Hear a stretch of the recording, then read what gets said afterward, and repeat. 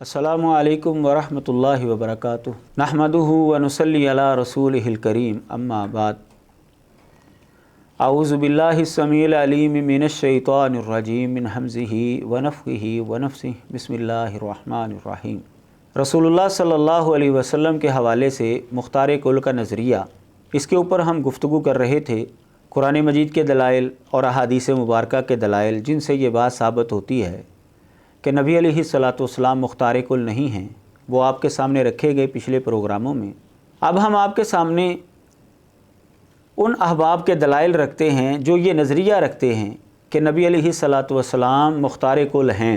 आपके पास हर तरह का इख्तियार मौजूद है। उनके दलाइल क्या हैं और उन दलाइल से क्या बात साबित होती है और उनको कहाँ पर गलती लगी है, इंशाअल्लाह इसके ऊपर हम रोशनी डालेंगे। उन दलाइल की जानिब जाने से पहले एक छोटी सी बात आप मलहूज़ रखें कि लफ्ज़ मुख्तार ये भी अरबी ज़ुबान का लफ्ज़ है,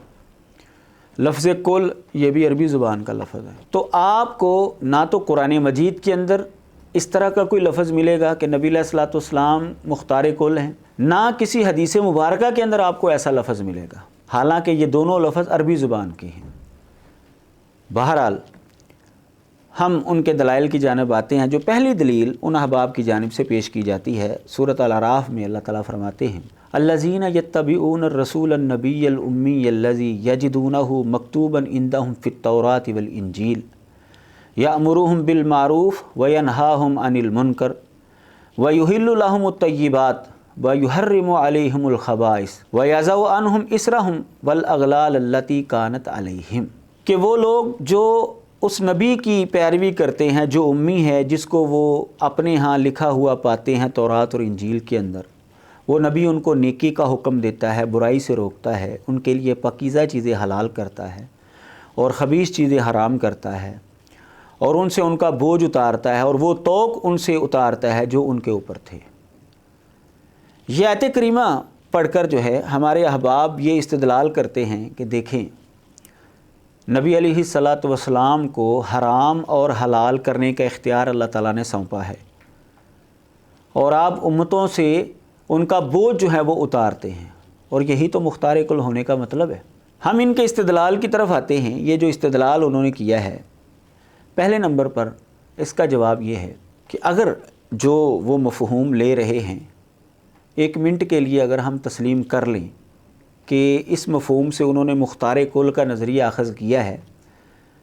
तो यहाँ पर हर चीज़ के इख्तियार की बात नहीं हो रही। यहाँ पर किसी चीज़ को हराम करने की और किसी चीज़ को हलाल करने की बात हो रही है, और इसी तरह तौक और बोझ उतारने की बात हो रही है। और ये तो हर इंसान को पता है कि हराम और हलाल करने के अलावा और बोझ उतारने के अलावा भी बेशुमार चीज़ें हैं। यानी दावा है मुख्तार कुल का, हर चीज़ का इख्तियार, और जो उसके मुतल्लक़ दलील दी जा रही है उसके अंदर जुज़वी इख्तियार की बात हो रही है। अगर वो उनका मफ़हूम ले लिया जाए तो उसके अंदर जुज़वी इख्तियार की बात हो रही है। तो दावे और दलील के अंदर मुताबिकत हरगिज़ नहीं है।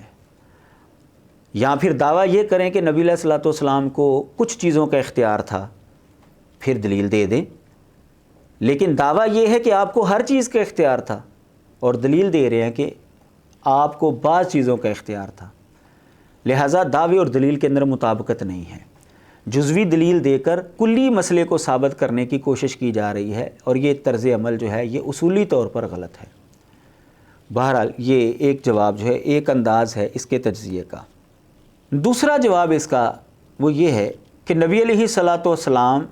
की जानिब किसी चीज़ को हराम करने की और हलाल करने की जो निस्बत की गई है वो क्यों की गई है। वो इसलिए की गई है कि नबी की ये ज़िम्मेदारी होती है कि वो अल्लाह ताला का पैगाम लोगों तक पहुँचाएँ। या अय्युहर रसूल बल्लिग मा उनज़िला इलैका मिर रब्बिक, ऐ पैगम्बर जो आपकी जानिब अल्लाह की तरफ से उतरा है आप उसको लोगों तक पहुँचाएँ। तो हराम और हलाल ये अल्लाह तबारक व तआला करता है। अल्लाह ताला चूँकि नबी के ज़रिए दुनिया वालों को बताते हैं, इसलिए ये निस्बत नबी की तरफ हो गई کہ نبی حرام کرتا ہے اور نبی حلال کرتا ہے، اس کا یہ مطلب نہیں ہے کہ اللہ تعالیٰ نے ان کو اختیار دے دیا کہ آپ جس چیز کو چاہیں حرام کر دیں، جس چیز کو چاہیں حلال کر دیں، ایسا نہیں ہے اس کا معنی اور مفہوم۔ یہ ان کا خود ساختہ معنی اور مفہوم ہے۔ یہ اللہ تعالیٰ نے جس چیز کو حرام کیا، جس چیز کو حلال کیا، نبی نے اس کو آگے جو ہے وہ ڈیلیور کیا ہے، وہ لوگوں تک پہنچایا ہے، تو اس وجہ سے اس کی نسبت نبی علیہ الصلوۃ والسلام کی طرف ہو گئی ہے۔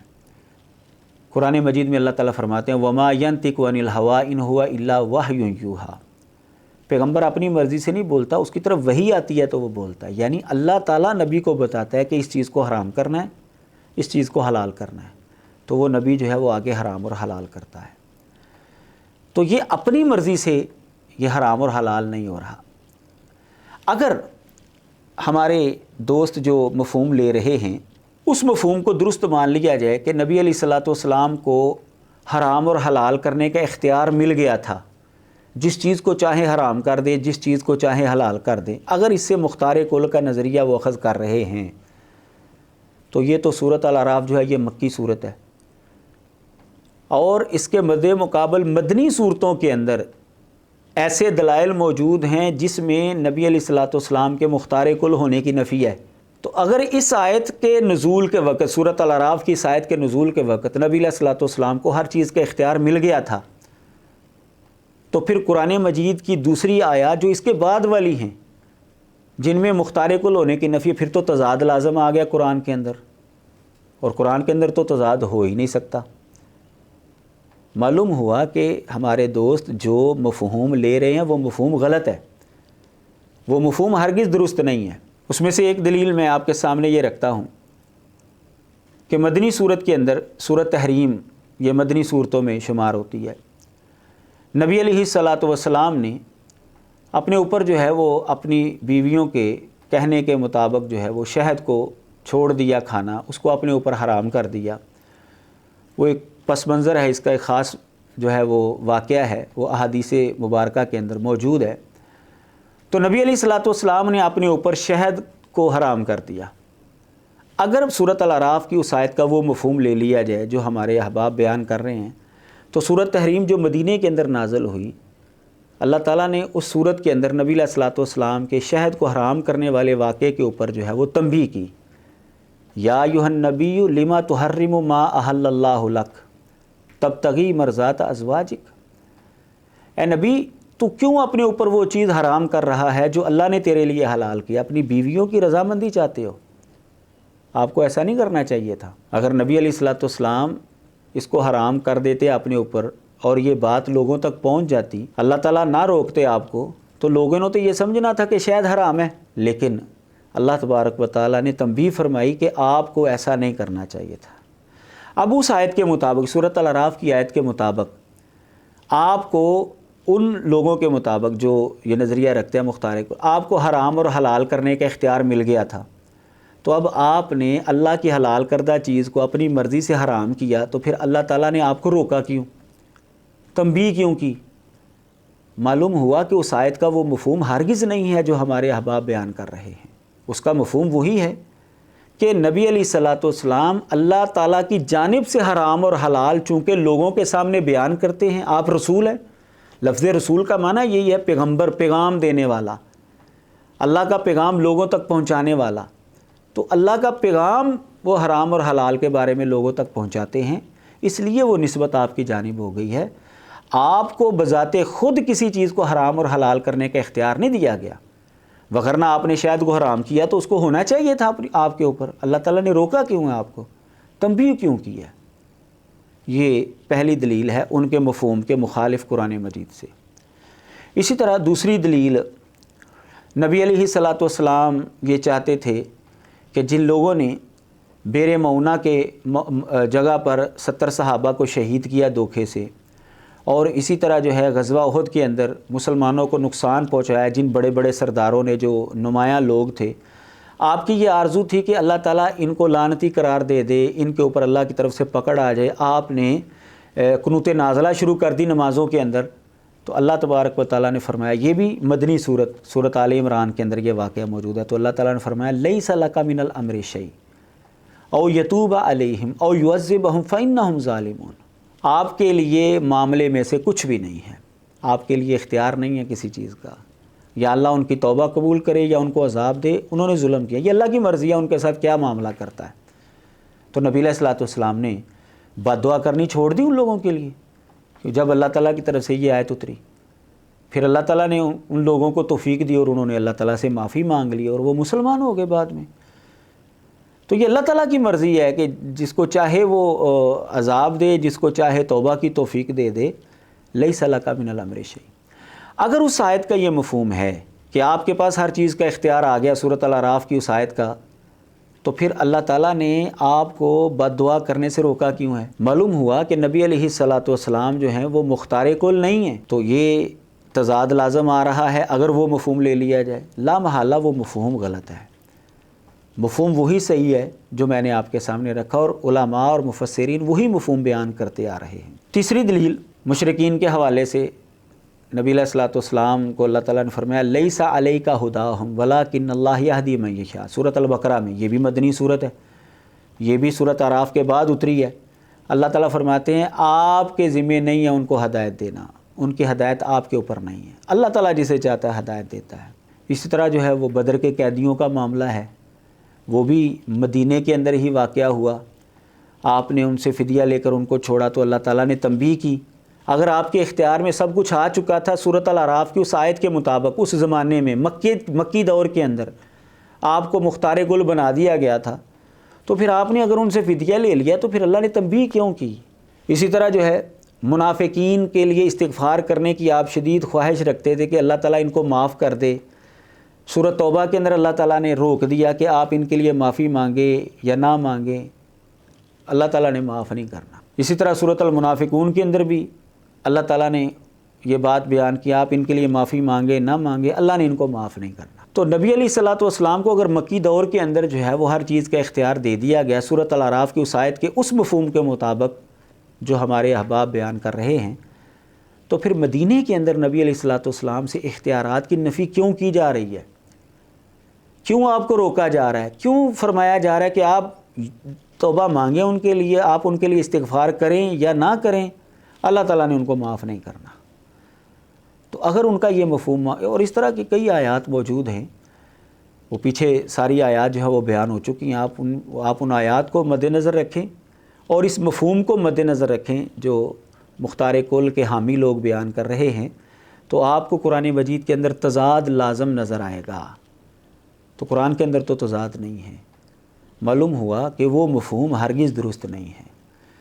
مفہوم اس کا وہی درست ہے جو ان آیات کے مطابق ہے، جو ان نصوص کے مطابق ہے، اور وہ یہی کہ نبی علیہ الصلوۃ والسلام کو اللہ تبارک و تعالیٰ نے چونکہ اپنا رسول بنایا ہے، اور رسول کا کام ہے کہ اللہ کا پیغام لوگوں تک پہنچانا، تو وہ اللہ کی طرف سے حرام اور حلال کردہ چیزوں کو لوگوں تک پہنچاتے ہیں، اس لیے آپ کی طرف نسبت کی گئی ہے۔ چوتھے انداز سے اگر آپ اس مسئلے کو سمجھیں، حرام اور حلال کرنے والے کو، تو نبی علیہ الصلوۃ والسلام نے خود اپنا یہ منصب واضح کر دیا ہے کہ کسی چیز کو حرام اور حلال کرنا یہ میرے اختیار میں نہیں ہے، آپ صرف ڈلیور کر سکتے ہیں، اور وہ آپ نے کیا ہے، کیونکہ آپ کی ذمہ داری یہ ہے، بلغ ما انزل الیک من ربک، آپ نے لوگوں تک پہنچانا ہے۔ صحیح بخاری، صحیح مسلم اور دیگر حدیث کی کتابوں کے اندر یہ روایت موجود ہے۔ حضرت علی رضی اللہ تعالیٰ عنہ کو جب رشتہ آیا ابو جہل کی بیٹی کا کہ جی اس کے ساتھ بھی آپ شادی کر لیں، تو نبی علیہ الصلوۃ والسلام کو اس بات کا علم ہوا، تو آپ نے خطبہ ارشاد فرمایا اور آپ نے لوگوں کے سامنے یہ مسئلہ رکھا۔ آپ نے فرمایا انی لست احرم حلالا ولا احل حراما، میں کسی حلال چیز کو حرام نہیں کر رہا اور نہ ہی میں کسی حرام کو حلال کر رہا ہوں، کیونکہ حرام اور حلال کرنا یہ میرے اختیار میں نہیں ہے، نہ میں کسی چیز کو حرام کر رہا ہوں، حلال کو حرام کر رہا ہوں، اور نہ ہی کسی حرام کو حلال کر رہا ہوں، میں یہ نہیں کر رہا۔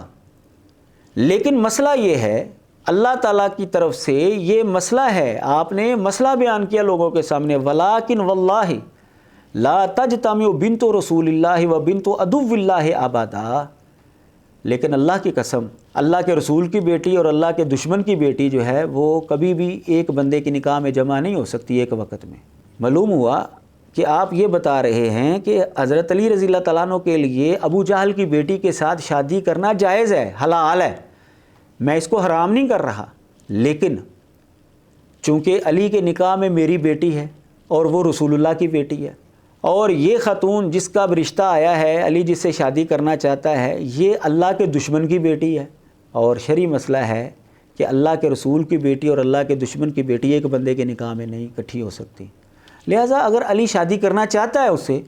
تو میری بیٹی کو طلاق دے دے، یہ دونوں اکٹھی نہیں ہو سکتی۔ اب اس حدیث مبارکہ میں نبی علیہ الصلوۃ والسلام نے واضح طور پر فرمایا کہ میں حرام کو نہ حلال کر رہا ہوں اور نہ حلال کو حرام کر رہا ہوں۔ وجہ کیا ہے؟ کیوں آپ فرما رہے ہیں؟ اس لیے کہ یہ آپ کا اختیار ہی نہیں تھا، آپ صرف لوگوں کے سامنے حرام اور حلال بیان کرتے ہیں، اور آپ نے وہ مسئلہ بیان کر دیا کہ اللہ تعالیٰ نے یہ بتایا ہوا ہے کہ اللہ کے رسول کی بیٹی اور اللہ کے دشمن کی بیٹی ایک بندے کے نکاح میں ایک وقت جمع نہیں ہو سکتی، لہذا یہ مسئلہ میں نے بتا دیا لوگوں کے سامنے۔ علی کرنا چاہتا ہے شادی کر لے، وہ عورت حرام نہیں ہے، لیکن اگر وہ شادی کرنا چاہتا ہے تو میری بیٹی کو طلاق دے دے، پھر اس کو چھوڑ دے۔ تو نبی علیہ الصلوۃ والسلام نے جو مسئلہ تھا وہ لوگوں کے سامنے رکھا ہے، کسی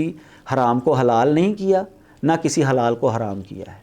معلوم ہوا کہ نبی علیہ الصلوۃ والسلام کا یہ منصب ہی نہیں ہے کہ اپنی مرضی سے کسی چیز کو حرام یا حلال کریں، یہ اللہ تبارک و تعالیٰ کے اختیار میں ہے۔ تو آپ مختار کل ہرگز نہیں ہیں، تو جو مفہوم وہ لے رہے ہیں وہ مفہوم اس حدیث مبارکہ کے بھی خلاف ہے۔ صحیح مسلم کے اندر حدیث ہے، صحابی جو ہے نا وہ تھوم کھا کر جو ہے نا وہ مسجد میں آئے، اور ہوار جو ہے وہ آئی، تو نبی علیہ الصلوۃ والسلام نے فرمایا جس نے یہ درخت جو ہے اس درخت سے یعنی تھوم کھایا تو وہ ہماری مسجد کے قریب نہ آئے۔ جب نبی علیہ الصلوۃ والسلام نے روک دیا ایسے بندے کو، کیونکہ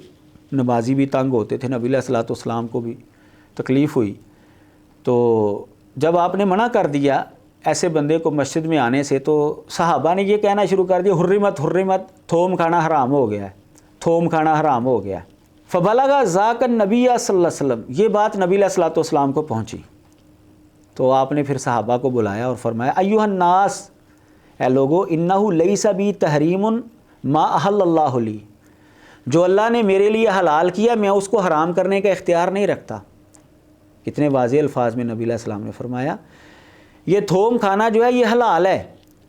جو اللہ نے حلال کر دیا ہے اس کو میں حرام نہیں کر سکتا، لیس بی تحریم،